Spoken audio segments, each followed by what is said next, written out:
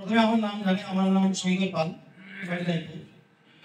তো তার আগে প্রত্যেককে যথাযোগ্য স্থানে সময় জানিয়ে আমি দু চার কথা এগ্রিকালচার নিয়ে বলছি। যেহেতু নিজে আমি একজন চাষি, তাহলে ব্যবসা সাধারণত চাষটাও করি এবং চাষের অভিজ্ঞতা যেটুকু রয়েছে।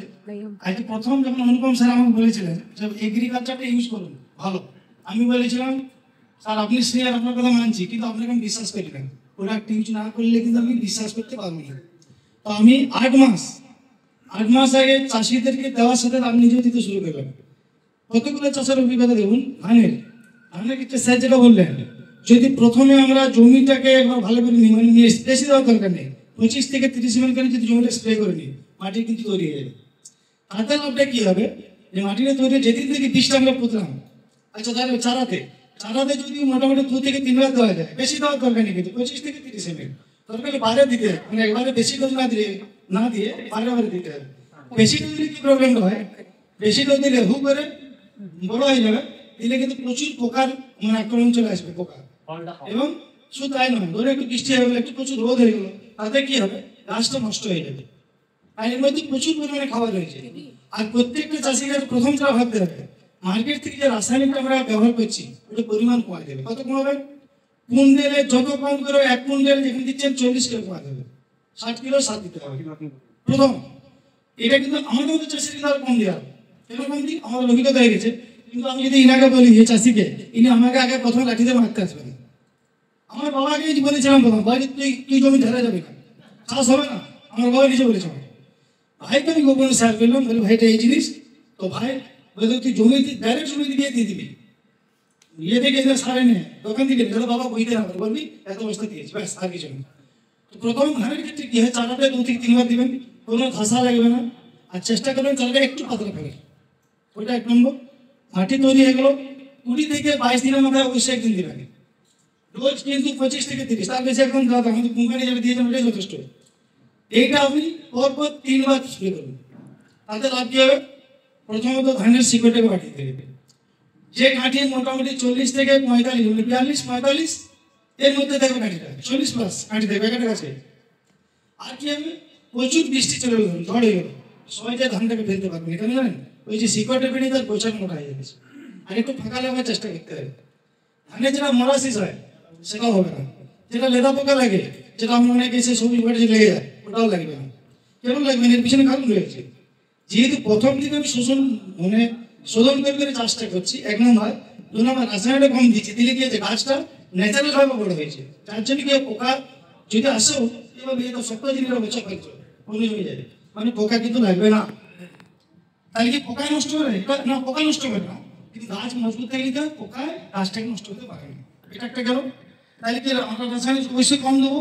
রাসায়নিক কম দেওয়ার কারণটাই ওইটা, যে রাসায়নিক কম দিলে গাছটা নাহলে রাসায়নিক সবুজ হয়, খুব সুন্দর দেখতে লাগে, কিন্তু গুণ নেই। সে টমাটোর বাচ্চা নিয়ে যাওয়া বড় হচ্ছে, খাওয়া বেরিকুল। আর আমাদের গ্রামের বাচ্চারা খাওয়া ধুলো, খাওয়া কাদা ঠিক সেম জিনিস, একই ন্যাচারাল বড় করতে হবে। ওটা একটা গেল। ধানের জন্য মোরাসিস হয়, সেই মোরাসিস কিন্তু পাবেন না। আর 40 কেজি বস্তা যেগুলো আমি হয়তো বলতে পারবো না কত ধান হয়েছে, ভাইকে জিজ্ঞেস করলাম, বইটি মোটামুটি দাদা 9 কুইন্টাল প্লাস হয়েছে, 9 কুইন্টাল প্লাস। 40 কেজি যে বস্তাটা যে গোড়াটা ভর্তি করা হয়, ওটা দেখবেন অন্য লেগে অনেকটা ফাঁকা থাকে। আর যারা প্রকৃতি চাষ করবে তাদের কিন্তু সেলাই করতে ওদের কষ্ট হয় এই 40 কিলো বস্তাটা, এতটাই খারাপ হয়। আচ্ছা ওটা গেল। নিজে ধানটা চাল বা পিঠে রান্না করে খেয়ে দেখুন, মার্কেট থেকে জিভের স্বাদে আলাদা হবে। আচ্ছা সবজির ক্ষেত্রে যদি দেখা যায় কোনো সময়, ধরুন লঙ্কা গাছ একটা রোগে কি পাতাটা কুড়ে যায়, তখন কিন্তু ওই 8 দিন 10 দিন 15 দিন সময় কিনা 3-4 দিন ছাড়া যায়, ওই বলুন রোজ কিন্তু বানানো যাবে না, বাইরে দেয়। তাতে দেখুন লঙ্কা গাছটা গ্রোথ ভালো হবে। আর সবজির ক্ষেত্রে যেটা বড় খুব লাভদায়ক, শিখতে এবং চাষি দেবে। যে কোনো সবজি রাসায়নিক চাষ করলে কি হচ্ছে, আমাদের বস্তায় প্যাকেটে যখন নিয়ে যাবে মার্কেট নিয়ে যাওয়ার পর কালার তার নিজের মানে টেম্পার থাকে না। আর যখন বস্তা দিয়ে চাষ করবে তার টেম্পার আলাদা। আলু চাষ করেছিলাম মোটামুটি আমি প্রায় 70-80 কিলো আলু চাষ করেছিলাম। আলু চাষ ক্ষেত্রে কি হলো, আলু যদি টেস্টিং করেন, আপনি আমাকে নিয়ে যাবেন, আলু কথা বলে মিশিয়ে দেবেন 1 কিলো, আমি আলু মিশিয়ে দেবো কোনো প্রকৃতি, অন্য আলুর সাথে মিশিয়ে দেবেন। এতটাই অভিজ্ঞতা গেছে। কারণ কি, আর সব থেকে যেটা খুশি খবর, রোদ সহ্য করতে পারে, বিশাল কিছু হয়তো আলাদা জিনিস, এটা লিমিটের মধ্যে রোদ সহ্য করতে পারবে।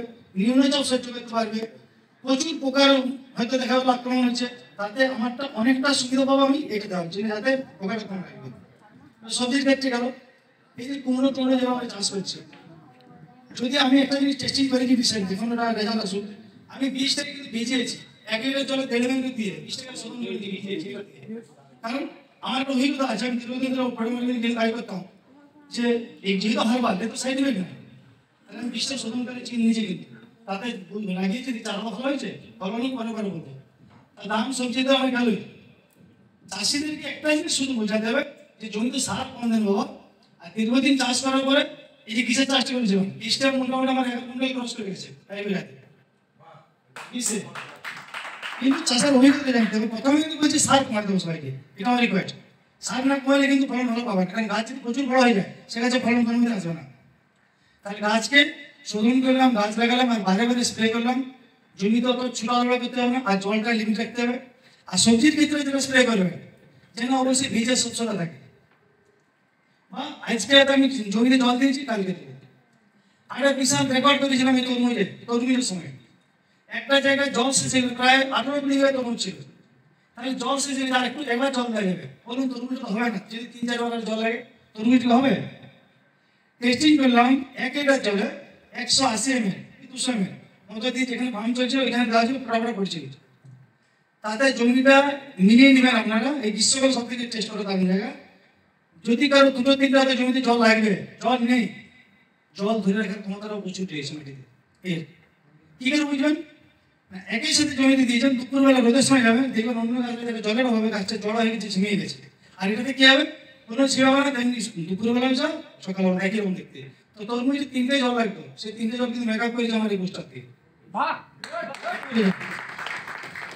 আচ্ছা তরমুজটা, ওই তরমুজ কেটে খাবেন, অন্য জমি তরমুজ কেটে খেয়ে দেখবেন, যদি ভিতর লাল গল্প আমি আসছি না, স্বাদ বাস্তবিক হয়ে আপনাদের কলকাতার মধ্যে জায়গায় যদি তরমুজ খাওয়া হয় বলবেন নিশ্চয়ই সেখানে অন্য কিছু ইনজেকশন দিয়ে নিয়ে এসছে, এটা বিশ্বাসই করবেন এত মিষ্টি হয় তরমুজ।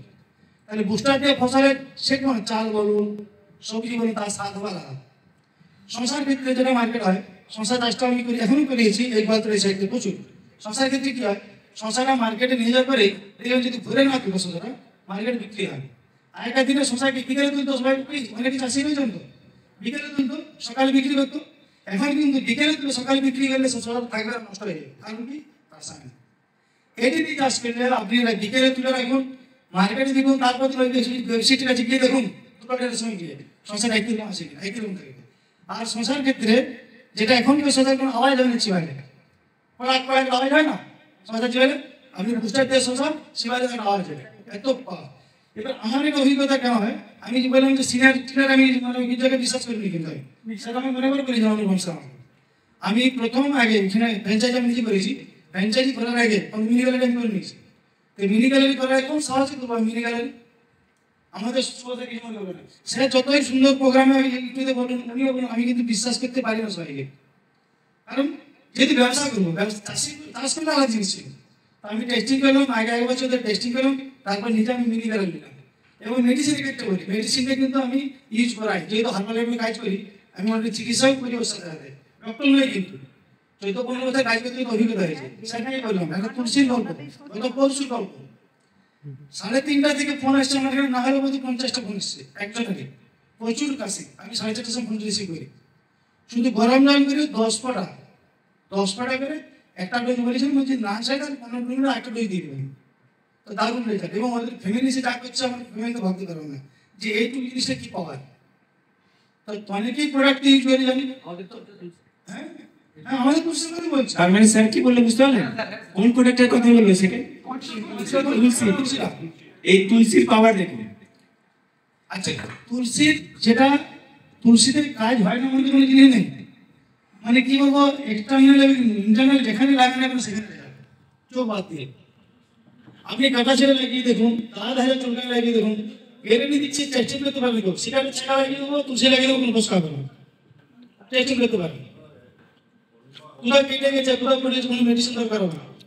তুলসীকে প্রতি মুহূর্তে ইউজ করতে হবে। আমরা কীভাবে ইউজ করি, আমাদের প্রচুর জ্বর এসছে, স্যারা বলেছেন তো গরম জলে এখন খেলে কাজ যাবে, খেলে কাজ যাবে।